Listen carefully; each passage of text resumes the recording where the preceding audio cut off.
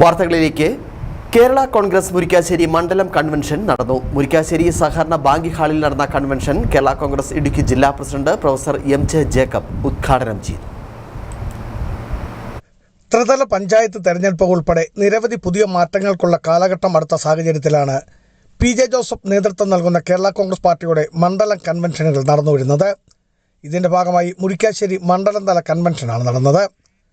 മുരിക്കാശ്ശേരി സഹകരണ ബാങ്ക് ഹാളിൽ നടന്ന കൺവെൻഷൻ പാർട്ടി ജില്ലാ പ്രസിഡന്റ് പ്രൊഫസർ എം.ജെ. ജേക്കബ് ഉദ്ഘാടനം ചെയ്തു. ഈ വർഷത്തിന്റെ പ്രാധാന്യം നിങ്ങൾക്കറിയാം. 2025-26 വർഷത്തിന്റെ പ്രാധാന്യം എല്ലാ വർഷവും പ്രാധാന്യമുള്ളതാണ്.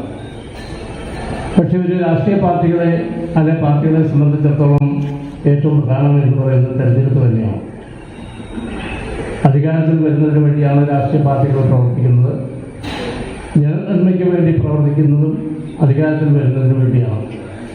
മണ്ഡലം പ്രസിഡന്റ് സെബാസ്റ്റ്യൻ മ്ലാക്കുരിയിൽ അധ്യക്ഷത വഹിച്ച കൺവെൻഷൻ സംസ്ഥാന ഉന്നതാധികാര സമിതി കോർഡിനേറ്റർ അബു ജോൺ ജേക്കബ് മുഖ്യപ്രഭാഷണം നടത്തി.